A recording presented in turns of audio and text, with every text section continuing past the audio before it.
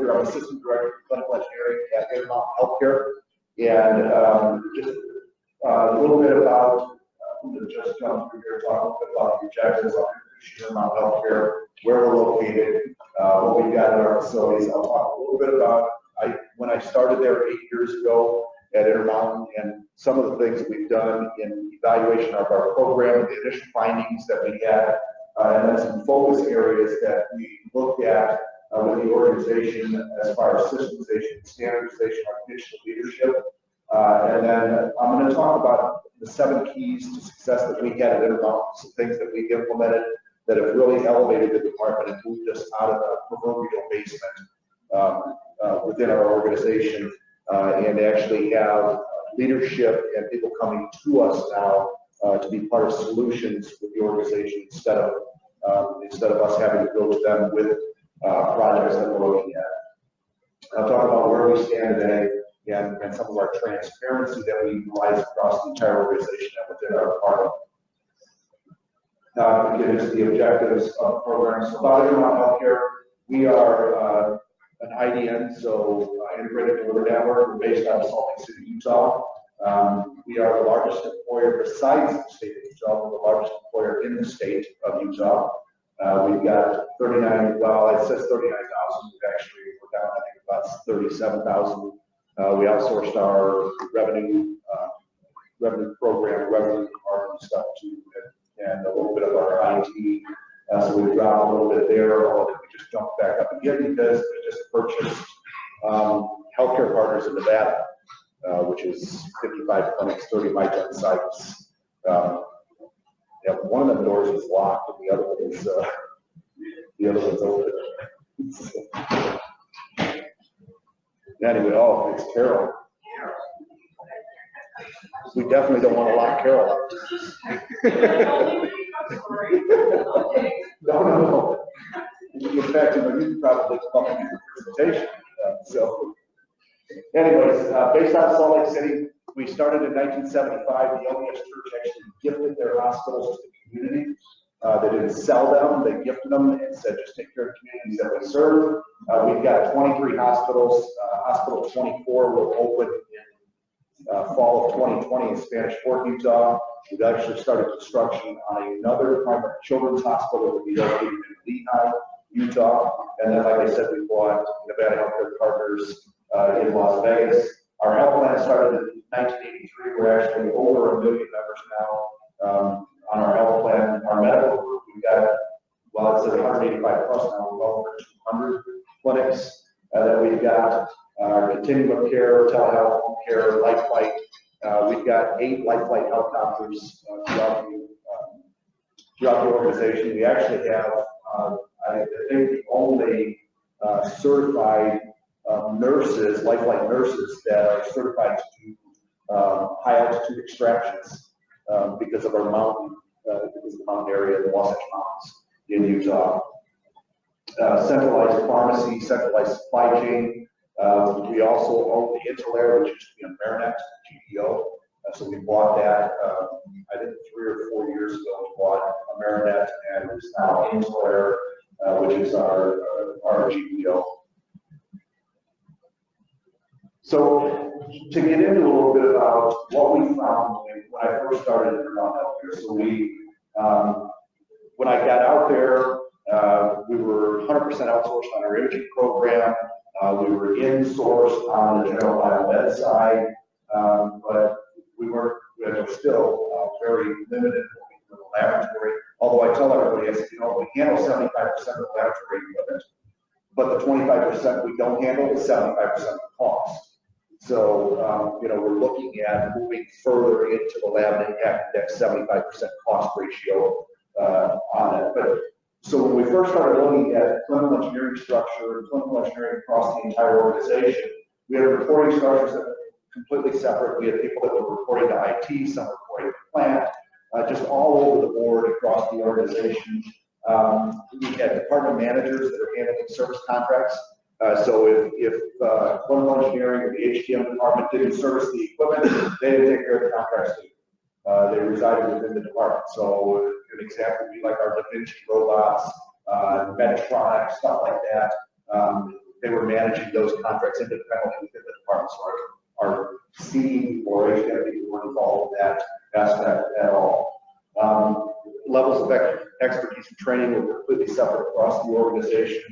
And really, the Intermountain was divided into regions at the time. So we had a north region, we had a central region, a south region, a southwest region, and there was a CE director in each one of those regions, and they handled their own little business and they operated independently.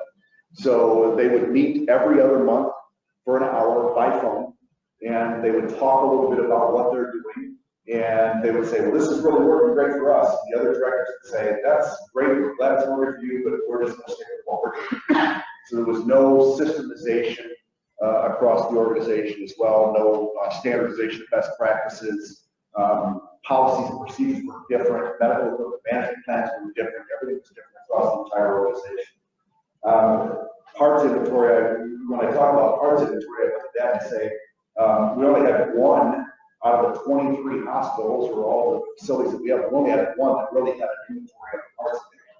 Everybody else, it was just stashed, everything was stashed here and there. In fact, one of the hospitals that we went through, LBS Hospital, and Dustin is my Central Support C Director for Intermountain Healthcare. Dustin has LBS Hospital there where we found parts that were probably 30 years old in the department once we started cleaning things out, including, I think there was a laser that was sitting in there, a surgical laser that was sitting in there. The PM sticker on it was like 25 years old, so 20 years old, so it was really interesting.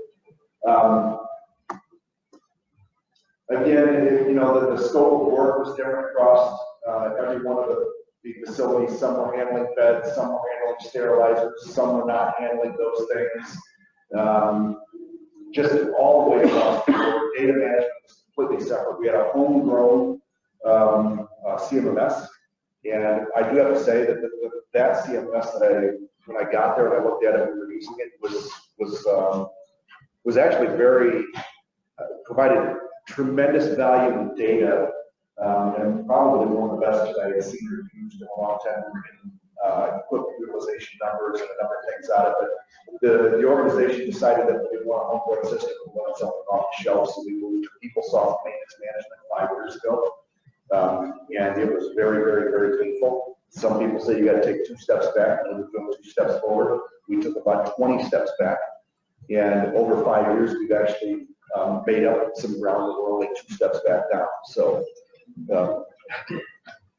Dustin, hopefully in the next 5 years, no. Anyways, no resource sharing, inefficient management of capital equipment. There was no disposal process in place for the system. Just really a lot of operational variation across the entire organization. So what we looked at from clinical engineering, we said we need to show senior leadership in the organization the importance of the HTM department and what we bring to the table, and how important we are, not just from a service perspective, repairing that equipment and the PM and calibration piece, but how does it tie into the organization as a whole? And talk in terms of what they understand from a leadership perspective. And the first one was we looked at the patient care piece. We said, you know what? Intermountain Healthcare decided that they were going to standardize across the entire system with CERN. And they made that decision, and they started the implementation of CERN, and clinical engineering or HTM got involved in that process. We said we need to go to leadership and show them how important the equipment is and our piece of that in integrating the equipment with the EMR and how that impacts patient care and treatment. We talked about equipment uptime, patient satisfaction. You know, one of the things that I had mentioned yesterday in a meeting, and some of the things that I talked about as well, is we started, when we look at equipment uptime, you know, a lot of people will say, we'll guarantee a 98% uptime. And I say, so what? If I have, and we have 50 CT scanners across the system, you know what? I can guarantee 99% uptime with 50 CT scanners. Uptime percentage is a useless, to me, is useless. What we started doing in Intermountain is we started to measure downtime in hours. So we're looking at hours of downtime on CT, MR, it linear accelerated? You know, any of those types of things were looking at downtime hours. And then, was it down during scheduled patient time, or was it down during non-scheduled patient time? And then, was there a patient in the scanner when it went down? And how many patients did we have to reschedule because it went down? And that tied, to me, I think it ties straight into customer satisfaction scores. We can't factually prove that yet, but I think it does have an impact. So that was another thing, you know, really pushing the leadership, saying, here's where we can have an impact by tracking these and not just tracking the numbers. Say, oh, okay, so we got 1,500 hours of downtime. Now what? Well, we started digging into it. Is it related to one scanner, 3 scanners? Is it related to a scanner that's 12 years old? Is it related to one that I'm not going to mention manufacturers, that the manufacturer said, we don't have that part stocked in the United States, and we've got to ship it from overseas. So we worked with them to say, you know what, based on 2 weeks of downtime, we need that part stocked here. And changing workflows and processes, so we really communicated that to leadership.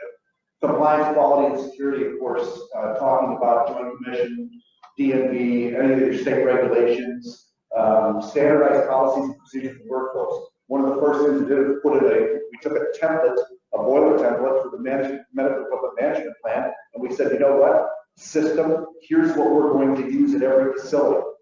This is the boilerplate, and they're all going to look the same.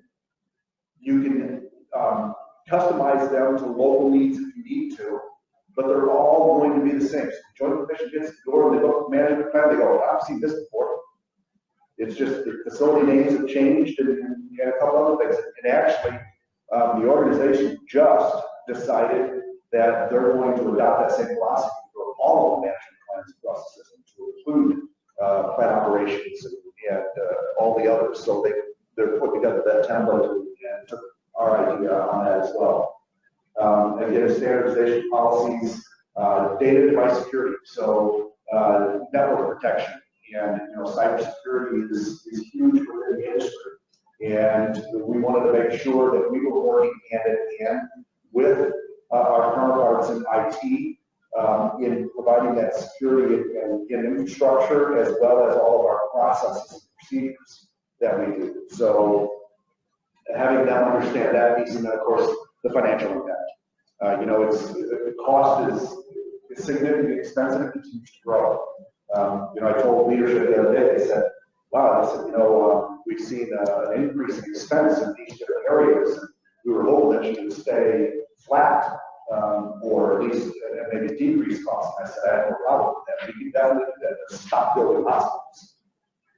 Because as long as you keep building hospitals, the cost is going to go up. There's a cost to maintain that. So having them understand that and early in the process and not after the fact, being proactive in that piece is very important as well. And the capital planning and technology lifecycle management, you know, taking a look at ensuring that we're standardized across the system, we're involved in that capital planning process from the beginning, and again, not getting into the real minute details in these areas for leadership because they don't want to see that, but really from a high level, having them understand the importance of the department in these processes.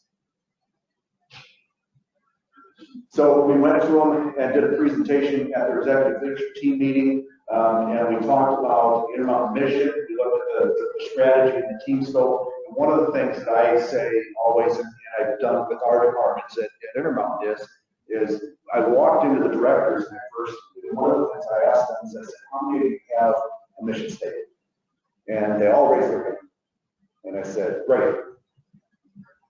What are they? And they told me. And they weren't the organization's mission statement. And I said, okay, take them off the wall, tear them up, throw them in the garbage. Because our mission statement shouldn't be any different than the organization's. Our mission statement should be helping people live the healthiest lives possible. That's Intermountain's mission statement. That should be our mission statement. Because we are part of the organization and we're helping the organization meet that mission. So as part of that, we looked at, we need to optimize our revenue management strategies. We talked about high-level objectives, creating the best practice, integrating our department, service matters. You can see the information there from a high level that we told leadership, this is what we're going to focus on. This is how we're going to have the impact, and this is how we're going to help drive that, the organization to accomplish the mission. I will tell you that it's very, very, very important to make sure that your frontline staff understands that same thing, and how they accomplish, how they can help the organization accomplish that mission.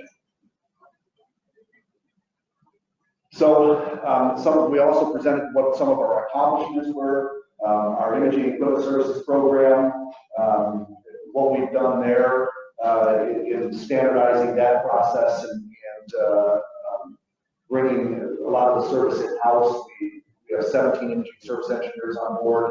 Our support services piece, we have a complete parts inventory now. We centralized that. We took as many of the parts away from the local sites as we could, and we centralized it. We're in the supply chain. We use the courier service supply chain. I can have parts out to any one of my sites within 2 hours, with the exception of St. George, which is a 4-hour drive away. So down there, we may stop a little bit more than we do at the other sites, including we stock X-ray tubes. So I've got X-ray tubes on site for our high usage ones we go through often. So when we lose a tube, we can transport it to the site and have the system back up on that same day. Also, we centralized our recall and equipment hazard alert process. So we have one recall coordinator centrally.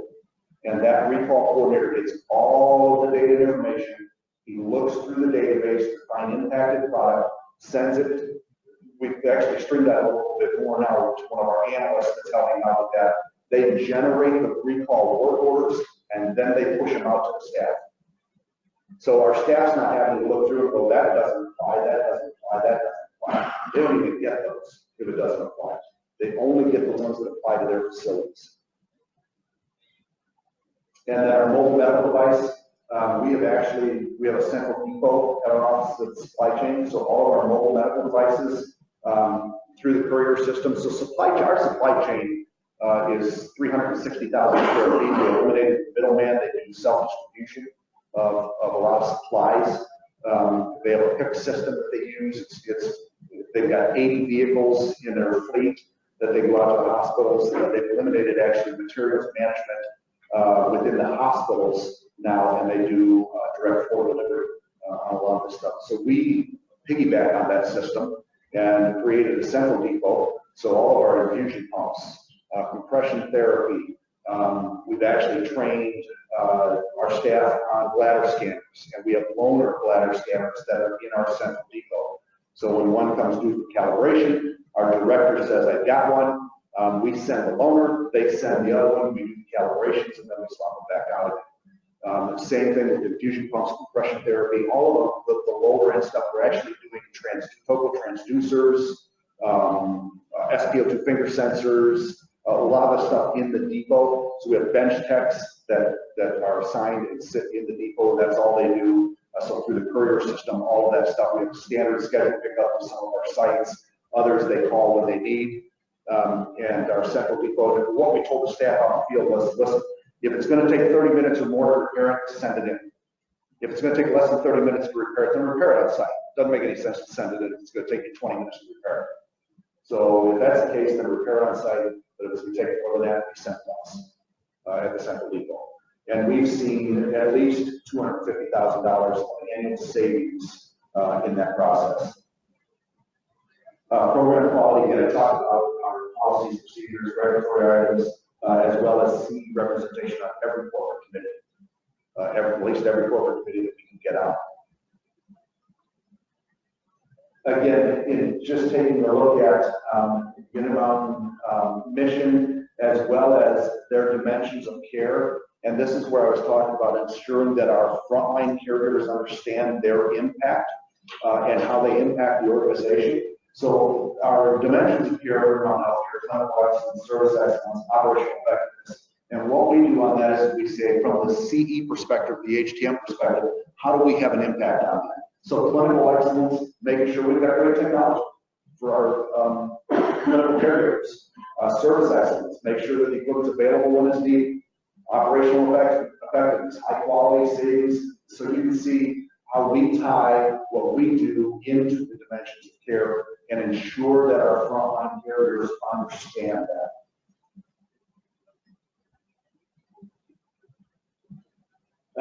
Again, just taking a look at operational effectiveness. So that's one of the dimensions of care. The organization defines out and says, okay, under operational effectiveness, we see better care, better health at the lowest sustainable cost, and then the outside lines of things, we continue with wellness and operate as efficiently as possible. So what I've done, what we've done in the organization as well, is we've said we're going to take each one of those and we're going to say, how does HTM or clinical engineering tie into that? So we look at operational effectiveness, and then we do the same thing and say, in order to impact operational effectiveness, here's what we do as a department across our system.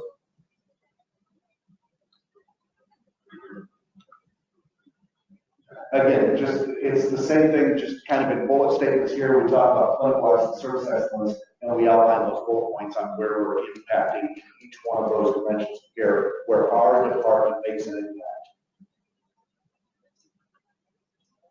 And then we told them what won't change, what's not going to change. You know, we're going to still retain and hire the best people. The CE teams are going to be part of the local operation. We're looking at moving our department into a shared service. One of the first things they said was, I said, we're going to centralize clinical engineering. And right away, leadership of the organization thought, you're taking people out of my facilities. And you're moving them to a central location, and you're going to run a field service operations. No. So we changed the verbiage, and we said, we're not centralizing, we're standardizing. So we're standardizing clinical engineering operations, and your teams, that the technicians that are in your sites will continue to be at your sites. We're just going to enhance the service that they provide, give them better tools and resources that they need, so they'll continue to be part of your organization. We're still going to utilize interop systems, supply chain, our internal relationships. So a lot of the things, so we went in and told them, here's where we're going to impact, here's what we're going to make a difference, but here's the things that we're having to change. So elevating the CE department, to me, you know, we've got to get our departments, we got to get out of the mindset of we're the department in the basement next door that fixes equipment. Is that what we are? Part of. But as technology changes, as healthcare changes, as healthcare issues continue to arise, we've got to move out of that mindset. We've got to get our departments to the forefront of the organization. So the 7 steps that we use around healthcare, one of them, communicate value, internal and external. So if you look at communicating value, we talk about the frontline technicians. What is their role, as I stated before, what's their role in the organization's mission and vision? They need to understand that. They need to understand that they are more than the fix-it guy. They need to understand that they have a part in achieving the mission, the vision, the values. And what are their individual or department contributions to the organization? They need to more than just, yeah, you know what? I got 100% of my PMs done this month. Okay, you got 100% of your PMs done this month. How does that impact the organization's mission, vision, and values? And they need to understand that. How does, because I didn't buy the part here, I bought it here, and I saved $100, how does that impact the organization? How does it impact our patients, more importantly? Our HTM leaders, be seen more than just at committee meetings. Round with a purpose. Document the rounding process. How many of you go out on the floor and you talk to department directors and you walk out and you say, how things going? And they say, great, they're going great, we love your staff. Okay, thanks, appreciate it, and off you go. Or maybe you stop and one of them says, you know what, things are going great, but we have this problem here and we experienced this, and then you continue on your rounding process, and 5 days later you don't remember what it was that the department director told you. Document that, put an action item against it, and follow through. Business reviews. with our stakeholders. We actually do our business reviews. When we've got suppliers that come in and do a quarterly business review, like on our imaging side, we go with them. And we do our business review at the same time they do theirs. So when they're presenting their data and information on the services they provided, we're providing the data and information on the services that we provided for that organization, that facility, or that region at the exact same time. And I tell you, one of the things that was interesting on this piece that happened is as we started that process, we were also presenting. So we were looking at PM completion percentages, and we would sit down and our supplier would say, we were 100% last quarter on our PMs. And we would look at it and go, because we've only got you at 75%. And they would say, no, we completed 100%. And we would say, well, we open work orders for PMs the same time you do, but we close ours when we get your field service report. If we don't have your field service report, it's not done. So when we started presenting that data, saying, our in-house team completed 100% of their PMs, but our suppliers only completed 75 of this, that's all the field service reports we got. All of a sudden, they were a little bit more interested in getting us paperwork a little quicker. So we do those business reviews at the same time. And if we don't have suppliers that are there, then we do them on our own, our business reviews. We're at every one of those meetings, whether it's dialysis, on the sterilizer side, the general biomed side, we're doing that at the same time. We're doing that with our stakeholders. Daily or routine team huddles. You'll see a lot of this about the team huddle process. We are very firm when we use our huddle process. We have a 6-tier huddle process that starts tier 1 with frontline and goes all the way up to tier 6 to executive leadership and the CEO. The CEO is on a huddle call every single morning. 15 minutes. Should not take more than 15 minutes. Not a problem-solving huddle. It's an informational huddle to talk about things that are important within the department. We escalate and put the downtimes all the way up to the CEO if we need to. Also, making sure that you're covering quick wins, good catches, and caregiver recognition. I know we've got a lot of frontline staff out there that say, yeah, you know what, I really don't need the recognition, but you know what, when you stand up in front of a team huddle and recognize somebody for something they've done, they appreciate it. Revisit your department metrics, aim higher. You know,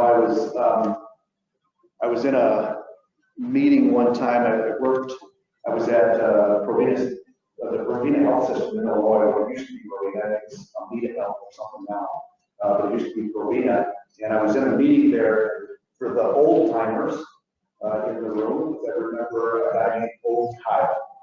You remember Carol's like that? Absolutely, Old Kyle. He was kind of the George Mills before George Mills.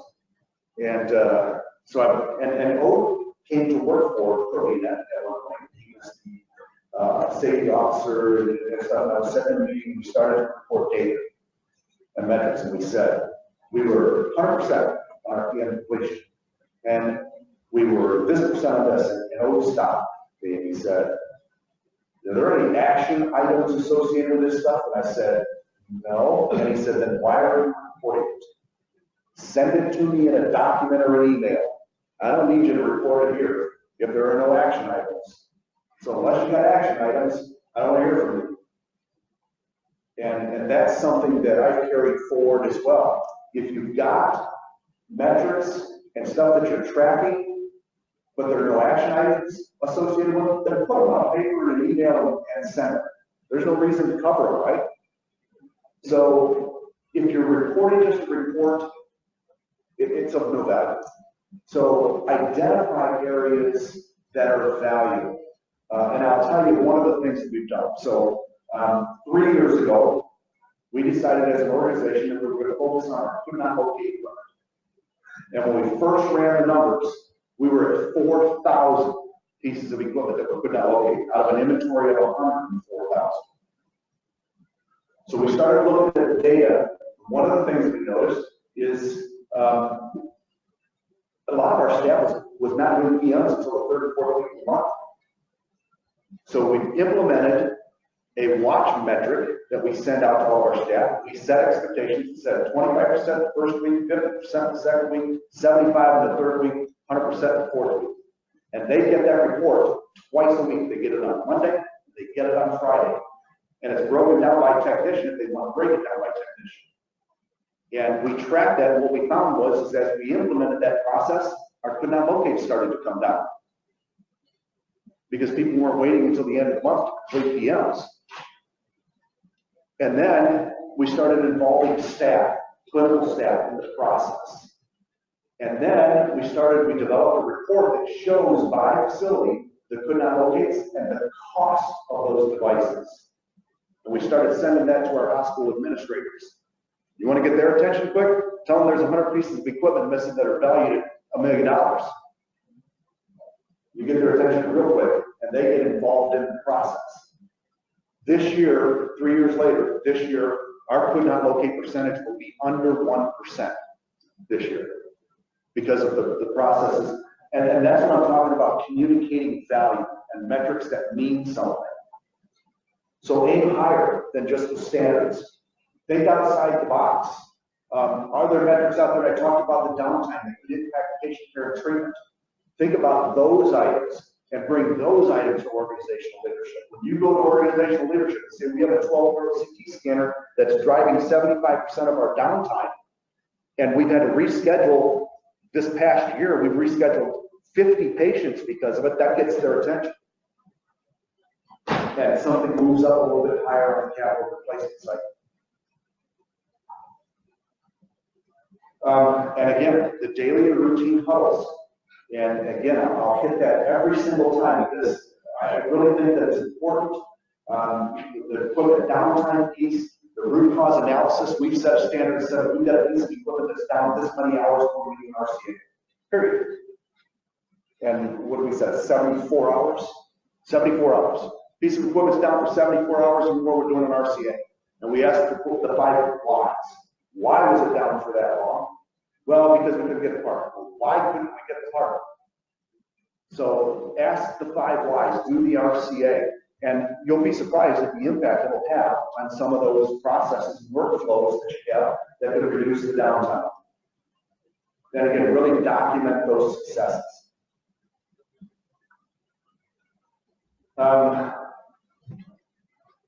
Complete asset lifecycle, HTM involved, make sure you're involved from start to finish.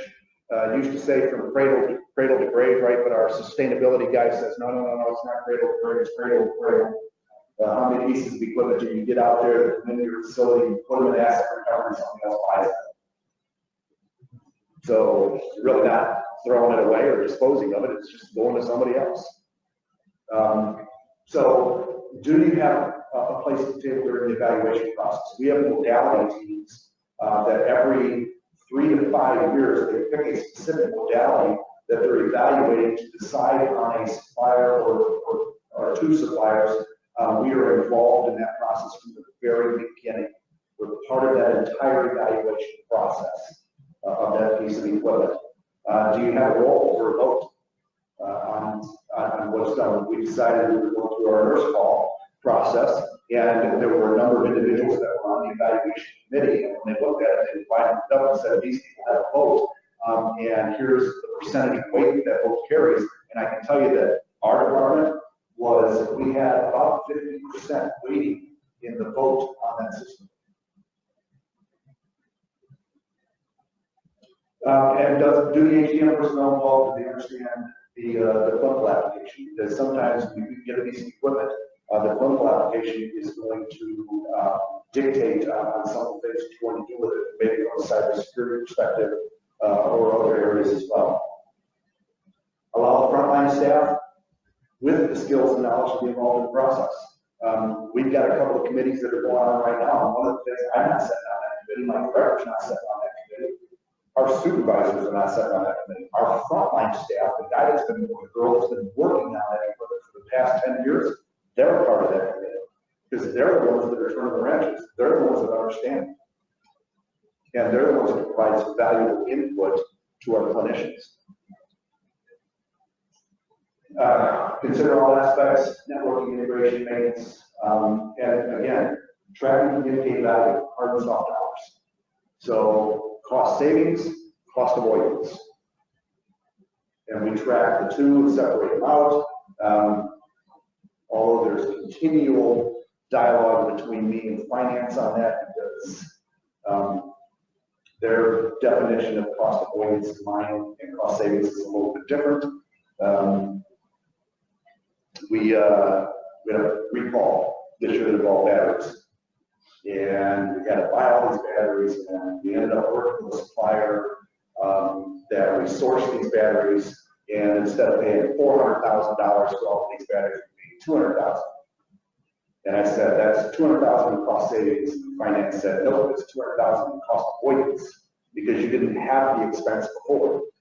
And I said, okay, I'll tell you what, then we're not going to buy them from here. This year we're going to buy them from here, and then next year we're going to buy them from here. Then it's cost savings. So, anyways, but it's good to document both. Document the information, lay it out, provide it to leadership, let them see what you're doing from that strategy, as well as looking at your main strategy, achieving value of those strategies as well. That means if you've got a contract in place, validating that you're getting what you need. Is it a valued contract? Are you saving money on that? If not, then look at other alternatives. And if you could be the reverse side. We've been taking some portable X-ray systems off the contract that we were going to do in-house. We got some training on, and as we tracked what we were doing throughout the year, we realized that we had to have a contract in place to be able to do the service fees, to service the equipment, and then we could only do a certain level on it, and it was actually costing us more money than if we put back in contract. So validate it both ways. Predict and prevent, be proactive, not just reactive. And I think in this industry for years, we were always reactive. We waited for the call to come, and we went and fixed the equipment. We were not proactive in the process. We've got to change that. We've got to be proactive. Work with our suppliers. Work with your suppliers. Let them be part of the process. You're not going to ever 100% get away from that because you've got the purchase and acquisition process. You've got software and diagnostic keys. So let them be part of the process. Let them understand what it is you're trying to accomplish, what you want to do, and make them part of that process. At Intermon, we categorize those that we work with into two categories. One are vendors, one are suppliers. Vendors are no different than people that sell hot dogs and popcorn and ball games. They exist on a transactional only basis. Suppliers are people that collaborate and work with us and want to be part of the solution. We prefer to work with suppliers, not vendors. We still have vendors. There's going to still be a need for some of them, but we move further and further away from them work with suppliers. The supply chain actually identifies the 50 top suppliers within our organization every year for a retreat summit with a supply chain that I'm invited to as well. And we bring those suppliers in, allow them to present. We present information and we work together. And I don't know any other organization that does that with suppliers like that.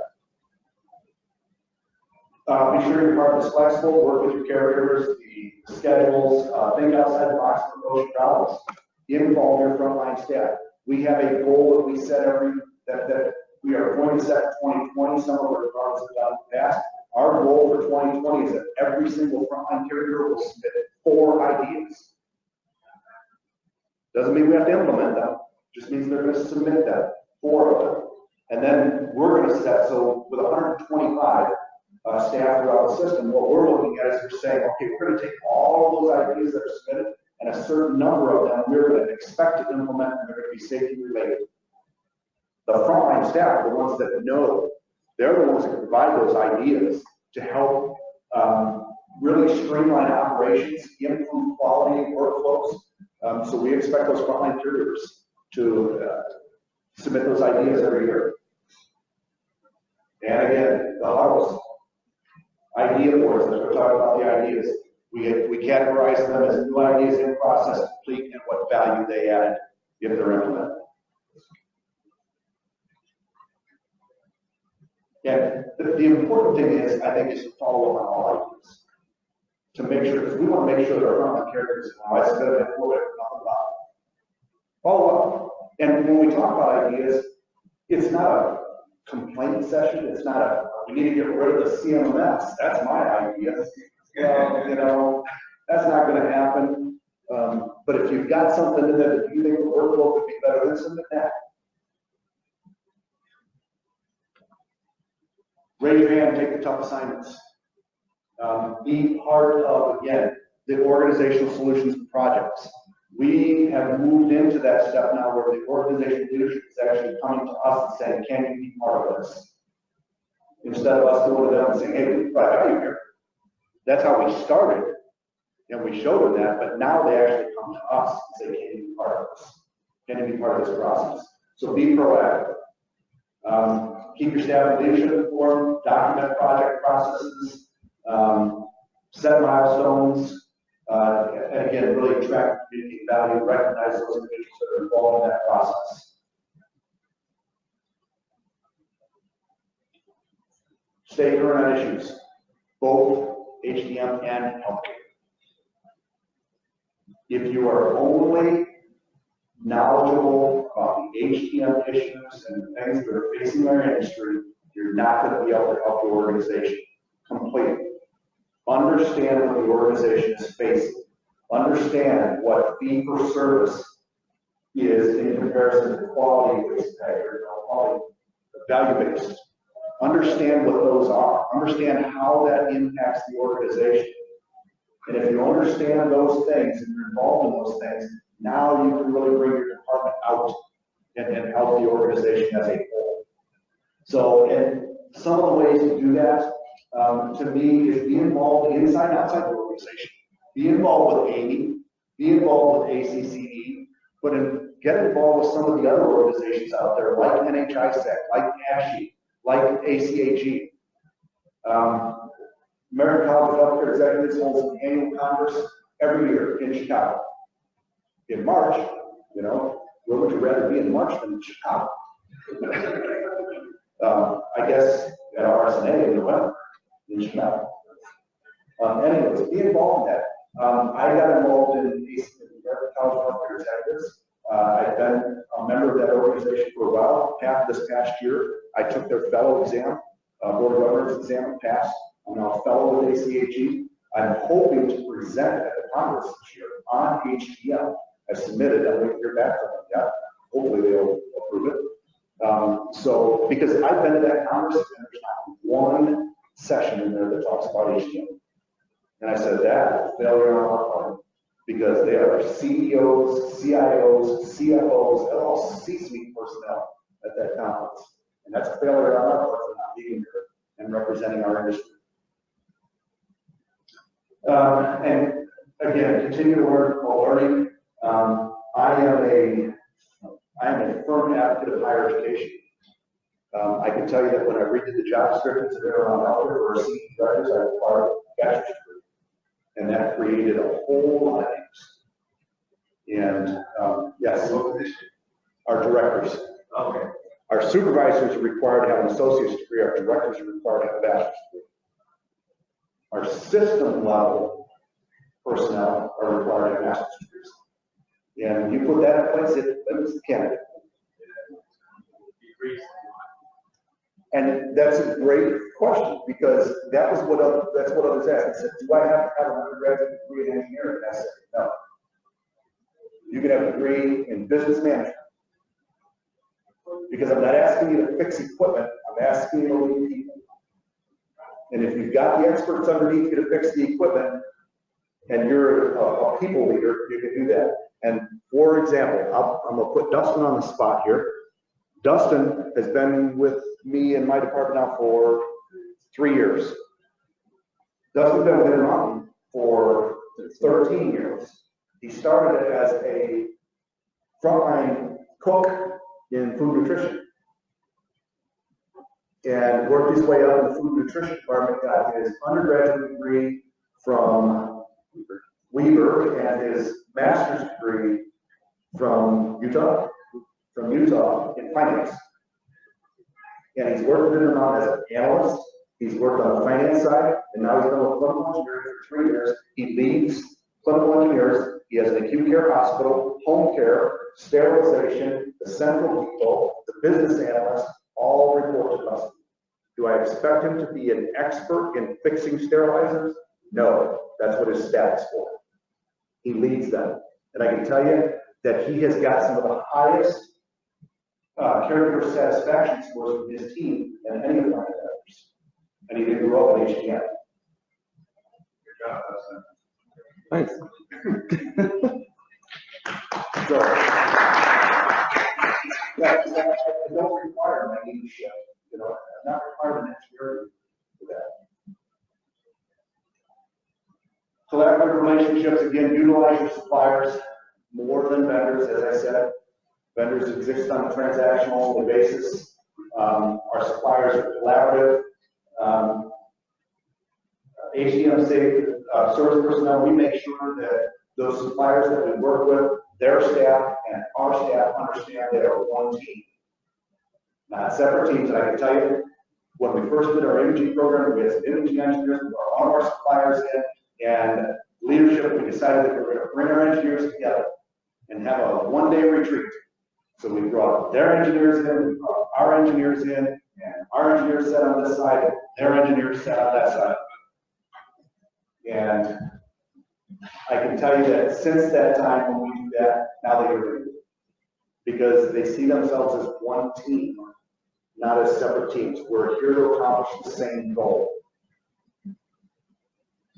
And again, I believe that each organization has a place in the industry, whether it's in-house, OEM, ISOs, everybody has a place within the industry.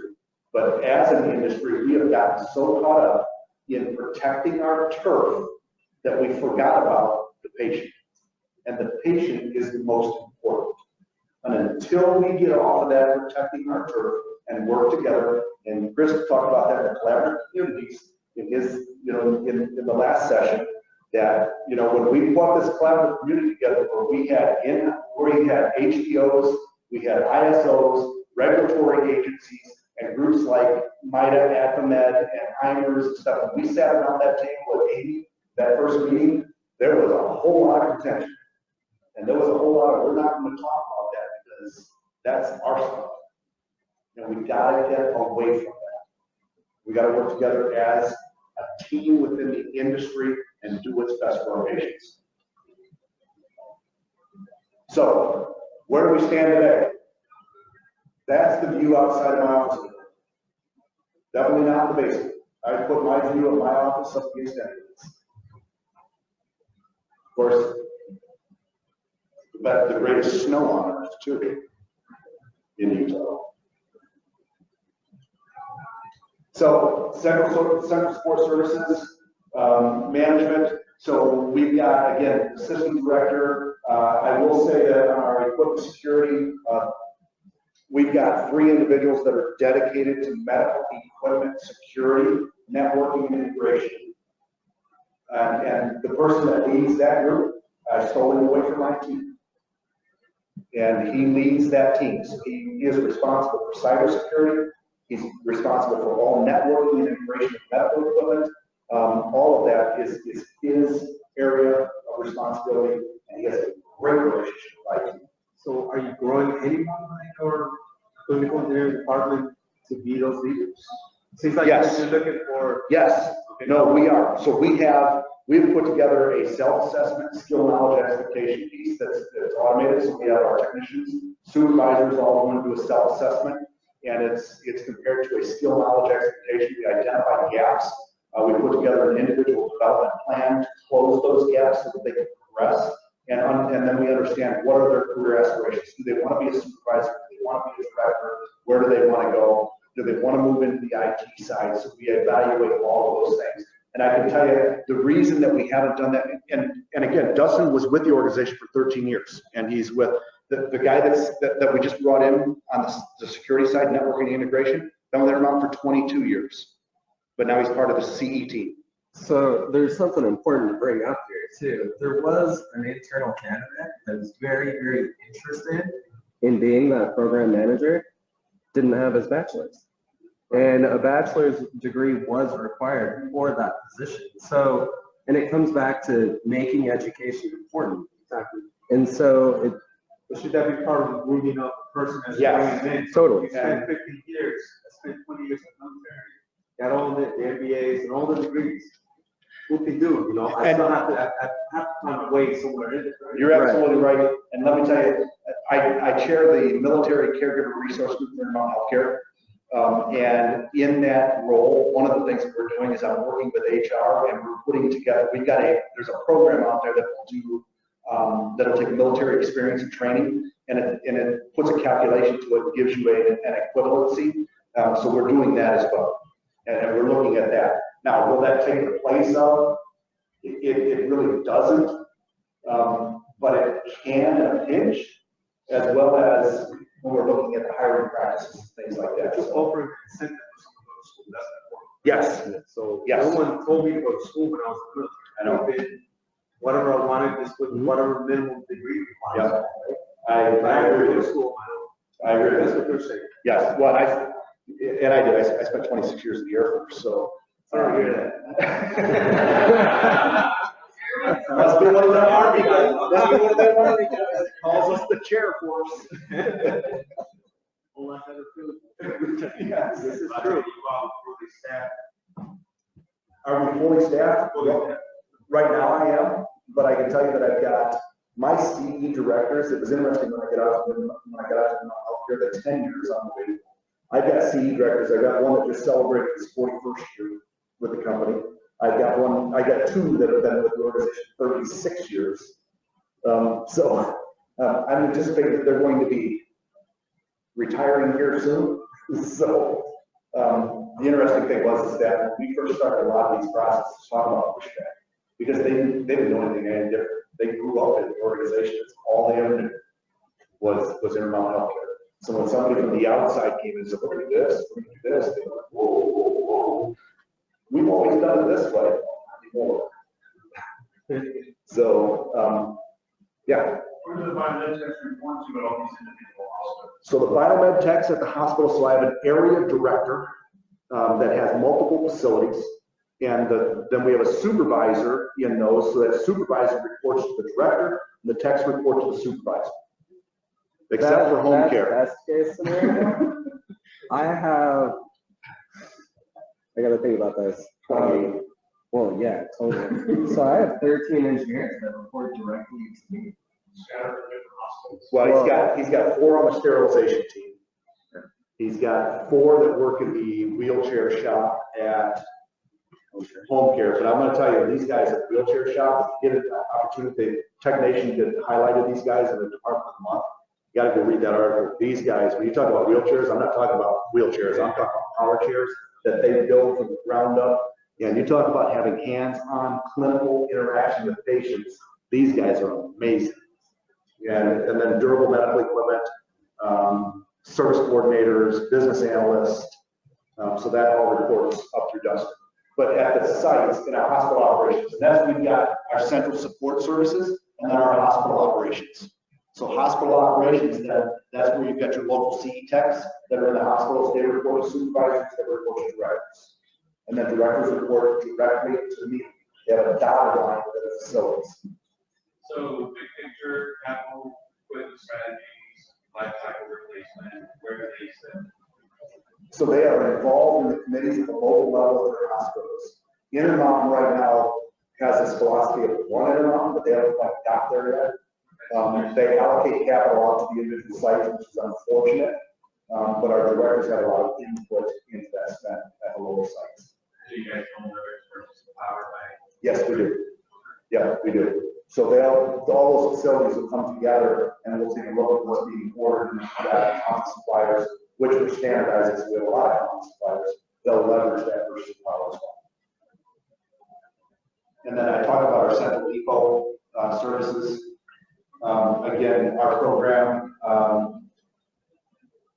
I will say, Dustin's the business analyst, the metrics and dashboards they've created is unbelievable in our organization, and it's information that we funnel out all the way to the front line. And I did want to, this is our org structure here, where I tell you, this is our org structure managing Central C, South, Central, North areas there. Our integration throughout the organization on things that we're involved with and committees that we sit on throughout the organization. We do, when we're looking at moving into process, so I talked about we're moving into the lab and doing some things into the lab. So one of the things that we'll do is we'll start that process, we'll go through it, and then we'll do evaluations. We'll look at the documentation of it, we'll do a leadership review. Has it been successful? Are we accomplished what we need to accomplish? And are we ready to move to the next phase? So we involve leadership in that process, leadership of the departments, our department, organizational leadership as well. Our huddle boards, action register, again, talk about the RCA. This is our huddle board at Central C. Now we meet 3 days a week, Monday, Wednesday, Friday. All of the staff in our central operation gathers around the huddle board. And we cover, you can see safety, quality, patient experience, access, stewardship, engaged caregivers, our ideas, and our recognition. 15 minutes, no more than 15 minutes, not a problem solving. It's a snapshot. This is like a scoreboard. You can walk by and look and see what's in the red, what's in the green, what are we working on. It's a scoreboard. If you went to a football game and there's no scoreboard in the end zone, how would you know what's going on? Who's winning? How much time is left? What down is it? Nobody knows. There is a huddle board in every single one of our CE shops, and they do the same thing. They gather around that huddle board, many of them daily. Some of them do 3 days a week, but they gather around that huddle board and they talk. Safety, where are we at with this project? And if it's in the red, what's our return to green? Same thing with quality. Our PM compliance is up there. If we are in the red, what are we going to do to get to the green? And we cover that again. That's talked about in our central area 3 days a week. We cover that. And again, I can walk by that huddle board, and I'm not the one with responsibility for it. Dustin is, Jeff is, so members of the team have responsibility for this. They put the updates up there. I can walk by, if I'm out of the office for 2 or 3 days, I can walk by that huddle board when I get back and look at it and know where we stand as a department. We do step back reviews with these, so my boss comes once a quarter, and we do a step back review with them. I go out to my sites and I do step back reviews with them. And they bring me up to speed on the huddles and what they're doing. We also have an electronic one that I do with my directors once a week. Every Thursday afternoon, my directors are on a WebEx conference call, and I have an electronic huddle that I come with that.